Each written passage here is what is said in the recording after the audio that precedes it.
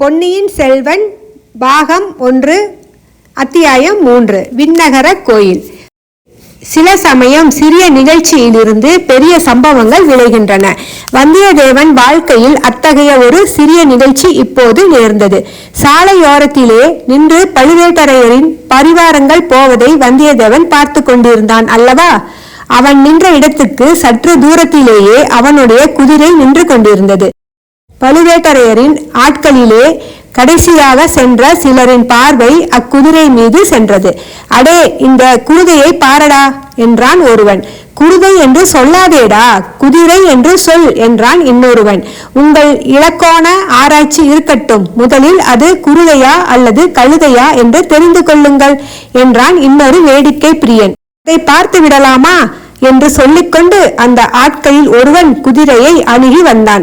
அதன் மேல் தாவி ஏற முயன்றான். ஏற பார்க்கிறவன் தன் எஜமானன் அல்ல என்பதை அந்த அறிவு கூர்மையுள்ள குதிரை தெரிந்து கொண்டது. அந்த வேற்று மனிதனை ஏற்றிக்கொள்ள மாட்டேன் என்று முரண்டு பிடித்தது. இது பொல்லாத குதிரையடா, இதன் பேரில் நான் ஏறக்கூடாதாம். பரம்பரையான அரச குலத்தவன் தான் இதன் மேல் ஏறலாமாம்.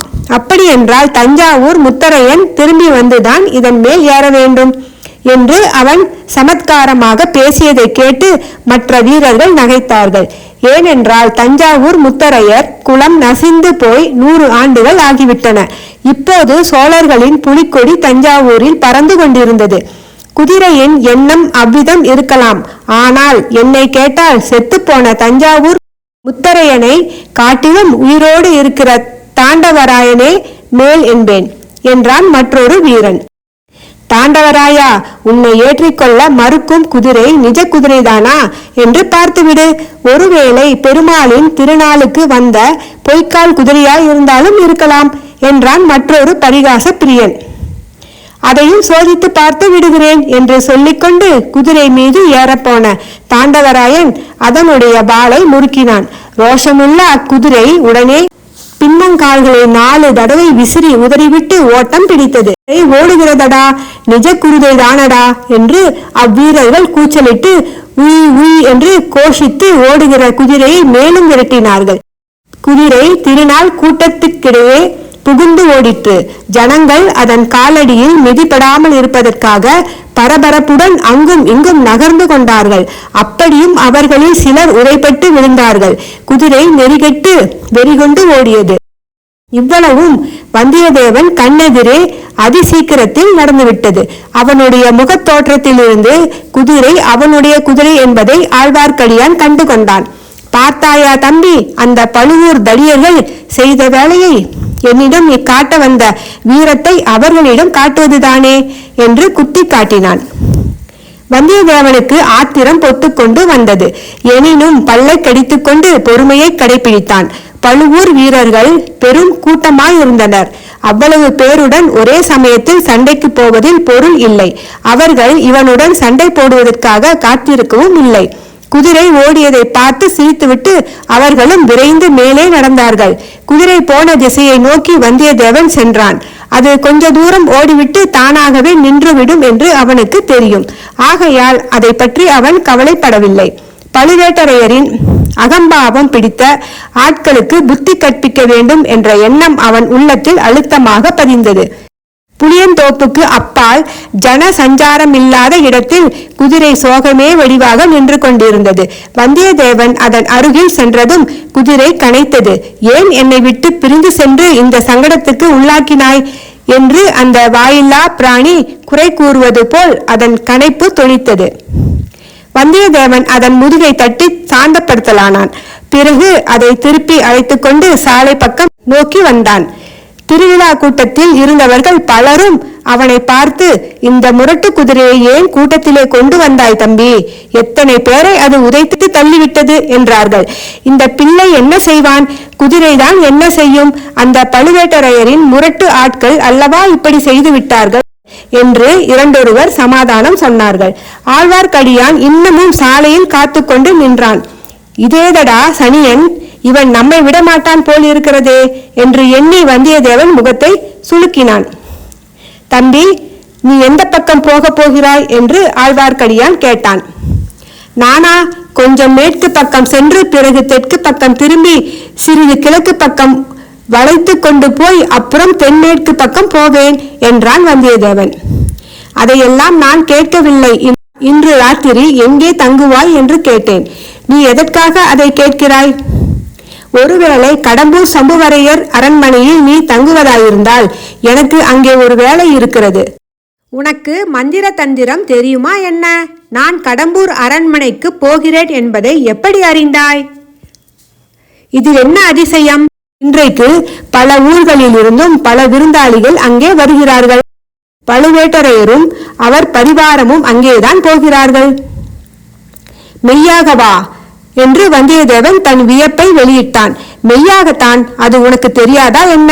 யானை, குதிரை, பல்லக்கு, பரிவட்டம் எல்லாம் கடம்பூர் அரண்மனையை சேர்ந்தவைதான். பழுவேட்டரையர் எங்கே போனாலும் இந்த மாதிரி எல்லாம் அவருக்கு நடைபெற்றே ஆக வேண்டும். வந்தியத்தேவன் மௌன யோசனையில் ஆழ்ந்தான். பழுவேட்டரையர் தங்குமிடத்தில் தானும் தங்குவதென்பது எளிதில் கிடைக்கக்கூடிய வாய்ப்பு அல்ல. அந்த மாபெரும் வீரருடன் பழக்கம் செய்து கொள்ள ஒரு சந்தர்ப்பம் கிடைத்தாலும் கிடைக்கலாம். ஆனால் அவருடைய முரட்டு பரிவாரங்களுடன் ஏற்பட்ட அனுபவம் இன்னும் அவனுக்கு கசந்து கொண்டிருந்தது. தம்பி, எனக்கு ஒரு உதவி செய்வாயா என்று ஆழ்வார்க்கடியான் இரக்கமான குரலில் கேட்டான். உனக்கு நான் செய்யக்கூடிய உதவி என்ன இருக்க முடியும்? இந்த பக்கத்துக்கே நான் புதியவன். உன்னால் முடியக்கூடிய காரியத்தையே சொல்வேன். இன்று இரவு என்னை கடம்பூர் அரண்மனைக்கு அழைத்து கொண்டு போ. எதற்காக? அங்கே யாராவது வீர சைவர் வருகிறாரா? சிவன் பெரிய தெய்வமா, திருமால் பெரிய தெய்வமா என்று விவாதித்து முடிவு கட்டப் போகிறீர்களா? இல்லை இல்லை, சண்டை பிடிப்பதே என் வேலை என்று நினைக்க வேண்டாம். இன்று இரவு கடம்பூர் மாளிகையில் பெரிய விருந்து நடைபெறும். விருந்துக்கு பிறகு களியாட்டம், சாமியாட்டம், குறவை கூத்து எல்லாம் நடைபெறும். குறவை கூத்து பார்க்க வேண்டும் என்று எனக்கு ஆசை. அப்படி இருந்தாலும் நான் உன்னை எப்படி அழைத்து போக முடியும்? என்னை உன் பணியாள் என்று சொன்னால் போகிறது. வந்தியத்தேவனுக்கு முன்னால் ஏற்பட்ட சந்தேகம் வலுப்பட்டது. அந்த மாதிரி ஏமாற்று மோசடிக்கெல்லாம் நீ வேறு யாரையாவது பார்க்க வேண்டும். உன்னை போன்ற பணியாளன் எனக்கு தேவையில்லை. சொன்னால் நம்பவும் மாட்டார்கள். மேலும் நீ சொன்னதையெல்லாம் யோசித்து பார்த்தால் என்னையே இன்று கோட்டைக்குள் விழுவார்களோ என்ற சந்தேகம் உண்டாகிறது. அப்படியானால் நீ கடம்பூருக்கு அழைப்பு பெற்று போகவில்லை என்று சொல்லு. ஒரு வகையில் அழைப்பு இருக்கிறது. சம்புவரையர் மகன் கந்தமாறவேல் என்னுடைய உற்ற நண்பன். இந்த பக்கம் வந்தால் அவர்களுடைய அரண்மனைக்கு அவசியம் வரவேணும் என்று என்னை பலமுறை அழைத்திருக்கிறான். இவ்வளவுதானா? அப்படியானால் உன் பாடே இன்றைக்கு கொஞ்சம் திண்டாட்டமாகத்தான் இருக்கும். இருவரும் சிறிது நேரம் மௌனமாக போய்கொண்டிருந்தார்கள். ஏன் என்னை இன்னும் தொடர்ந்து வருகிறாய் என்று வந்தியத்தேவன் கேட்டான். அந்த கேள்வியையே நானும் திருப்பி கேட்கலாம். நீ ஏன் என்னை தொடர்கிறாய்? உன் வழியே போவதுதானே? வழி தெரியாத குற்றத்தினால்தான். நம்பி, நீ எங்கே போகிறாய்? ஒருவேளை கடம்பூருக்கு தானா? இல்லை, நீதான் என்னை அங்கு அழைத்து போக முடியாது என்று சொல்லிவிட்டாயே. நான் விண்ணகர கோவிலுக்கு போகிறேன். வீரநாராயண பெருமாள் சன்னதிக்கு தானே? ஆம், நானும் அந்த ஆலயத்துக்கு வந்து பெருமாளை சேவிப்பதற்கு விரும்புகிறேன். ஒருவேளை விஷ்ணு ஆலயத்துக்கு நீ வரமாட்டாயோ என்று பார்த்தேன். பார்க்க வேண்டிய கோயில், தரிசிக்க வேண்டிய சன்னதி. இங்கே ஈஸ்வர முனிகள் என்ற பட்டர் பெருமாளுக்கு கைங்கரியம் செய்து வருகிறார். அவர் பெரிய மகான். நானும் கேள்விப்பட்டிருக்கிறேன். ஒரே கூட்டமாயிருக்கிறதே. கோயிலில் ஏதாவது விசேஷ உற்சவம் உண்டோ? ஆம், இன்று ஆண்டாள் திருநட்சத்திரம். ஆடி 18ஆம் பெருக்கோடு ஆண்டாளின் திருநட்சத்திரமும் சேர்ந்து கொண்டது. அதனால்தான் இவ்வளவு கோலாகலம். தம்பி, ஆண்டாள் பாசுரம் ஏதாவது நீ கேட்டிருக்கிறாயா? கேட்டதில்லை. கேட்காதே. அதை காதினாலேயே கேட்காதே. ஏன் அவ்வளவு வைஷமியம்? வைஷமியமும் இல்லை, விரோதமும் இல்லை. உன்னுடைய நன்மைக்கு சொன்னேன். ஆண்டாளின் இனிய பாசுரத்தை கேட்டு விட்டாயானால் அப்புறம் வாளையும் வேலையும் விட்டெறிந்து விட்டு என்னை போல் நீயும் கண்ணன் மேல் காதல் கொண்டு விண்ணகர யாத்திரை கிளம்பி விடுவாய். உனக்கு ஆண்டாள் பாசுரங்கள் தெரியுமா? பாடுவாயா? சில தெரியும். வேதம் தமிழ் செய்த நம்மாழ்வார் பாசுரங்களில் சில தெரியும். பெருமாள் சந்நிதியில் பாடப்போகிறேன். வேணுமானால் கேட்டுக்கொள். இதோ கோயில் வந்துவிட்டது. இதற்குள் உண்மையிலேயே வீரநாராயண பெருமாள் கோவிலை அவர்கள் நெருங்கி வந்து விட்டார்கள். விஜயாலய சோழனின் பேரனான முதற் பராந்தக சோழன் மதுரையும் ஈழமும் கொண்ட கோப்பரகேசரி என்ற பட்டம் பெற்றவன். சோழ பேரரசுக்கு அஸ்திவாரம் அமைத்தவன் அவனே. தில்லை சிற்றம்பலத்திற்கு அவன் பொன்கூரை வேய்ந்து சரித்திர புகழ் பெற்றவன். சோழ சிகாமணி, சூர சிகாமணி முதலிய பல விருது பெயர்களோடு வீரநாராயணன் என்னும் சிறப்பு பெயரையும் அவன் கொண்டிருந்தான். பராந்தகனுடைய காலத்தில் வடக்கே இரட்டை மண்டலத்து ராஷ்டிரகூட மன்னர்கள் வலிமை பெற்று விளங்கினார்கள். மானிய கேடத்திலிருந்து அவர்கள் படையெடுத்து வரக்கூடும் என்று பராந்தகன் எதிர்பார்த்தான். எனவே தனது புதல்வனாகிய இளவரசன் இராஜாதித்தனை ஒருமுறை ஒரு பெரிய சைன்யத்துடன் திருமுனைப்பாடி நாட்டில் இருக்க செய்தான். அந்த சைன்யத்தை சேர்ந்த லட்சக்கணக்கான வீரர்கள் வேலையின்றி சும்மா இருக்க நேர்ந்த காலத்தில் இராஜாதித்தன் ஒரு யோசனை செய்தான். குடிமக்களுக்கு உபயோகமான ஒரு பெரும் பணி அவர்களை கொண்டு செய்விக்க எண்ணினான். வட காவேரி என்று பக்தர்களாலும் கொள்ளிடம் என்று மற்றவர்களாலும் அழைக்கப்பட்ட பெரு நதியின் வழியாக அளவில்லாத வெள்ள நீர் ஓடி வீணே கடலில் கலந்து கொண்டிருந்தது. அதில் ஒரு பகுதியை பயன்படுத்த எண்ணி தன் வசம் இருந்த வீரர்களை கொண்டு கடல் போன்ற விசாலமான ஏரி ஒன்றை அமைத்தான். அதை தன் அருமை தந்தையின் பெயரால் வீரநாராயண ஏரி என்று அழைத்தான். அதன் கரையில் வீரநாராயணபுரத்தை ஏற்படுத்தி அதில் ஒரு விண்ணகரையும் எடுத்தான். விஷ்ணுகிருகம் என்பது அந்நாளில் விண்ணகரம் என்று தமிழாக்கப்பட்டு வழங்கிற்று. ஸ்ரீமன் நாராயணமூர்த்தி நீரில் பள்ளி கொண்டு நீர்மயமாக இருப்பவர் அல்லவா? எனவே ஏரிகளை காத்தருளுவதற்காக ஏரிக்கரையொட்டி ஸ்ரீ நாராயணமூர்த்திக்கு கோயில் எடுப்பது அக்காலத்து வழக்கம். அதன்படி வீரநாராயணபுர விண்ணகரத்தில் வீரநாராயண பெருமாளை கோயில் கொண்டு எழுந்தருள செய்தான்.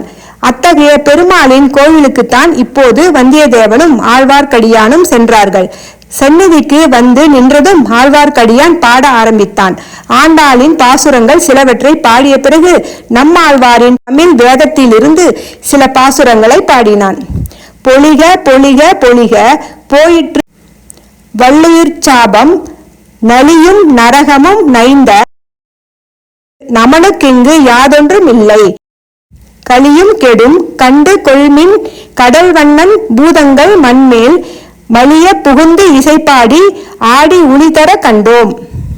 கண்டோம் கண்டோம் கண்டோம் கண்ணுக்கினியன கண்டோம்.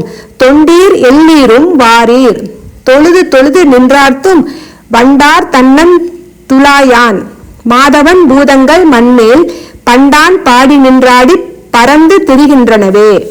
இவ்விதம் பாடி வந்தபோது ஆழ்வார்க்கடியானுடைய கண்களிலிருந்து கண்ணீர் பெருகி தாரை தாரையாக அவன் கன்னத்தின் வழியாக வழிந்தோடியது. வந்தியத்தேவன் அப்பாடல்களை கவனமாகவே கேட்டு வந்தான்.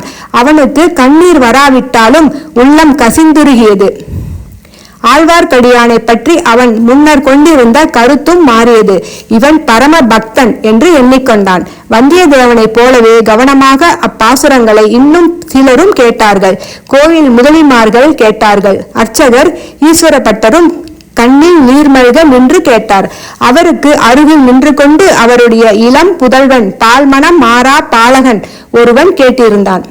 ஆழ்வார்க்கடியான் 10 பாசுரங்களை பாடிவிட்டு கலிவயல் தென்னன் குருகூர் காரிமாறன் சடகோபன் ஒளிபுகழ் 1020 உள்ளத்தை மாசருக்குமே என்று பாசுரத்தை முடித்தான்.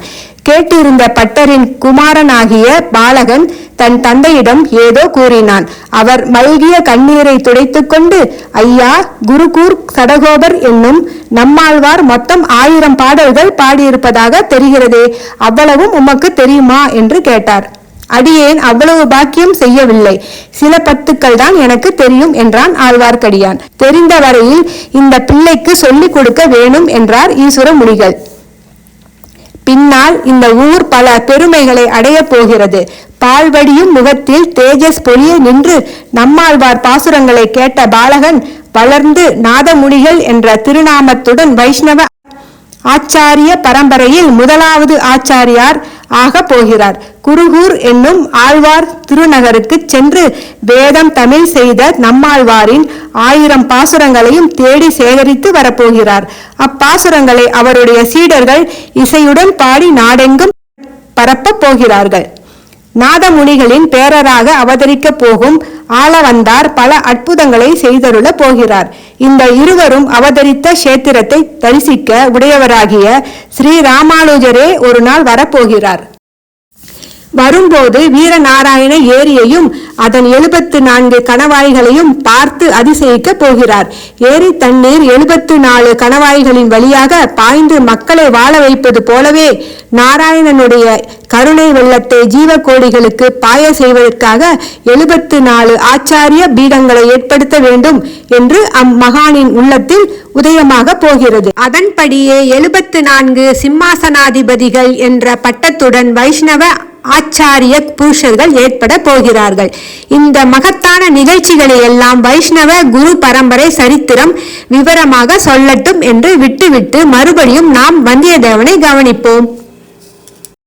பெருமாளை சேவித்துவிட்டு ஆலயத்துக்கு வெளியில் வந்ததும் வந்தியத்தேவன் ஆழ்வார்க்கடியானை பார்த்து, நம்பிகளே, தாங்கள் இத்தகைய பரம பக்தர் என்றும் பண்டித சிகாமணி என்றும் எனக்கு தெரியாமல் போயிற்று.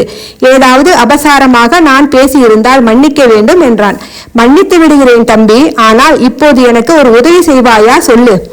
தாங்கள் கேட்கும் உதவி என்னால் முடியாது என்றுதான் சொன்னேனே, நீங்கள் ஒப்புக்கொண்டீர்களே.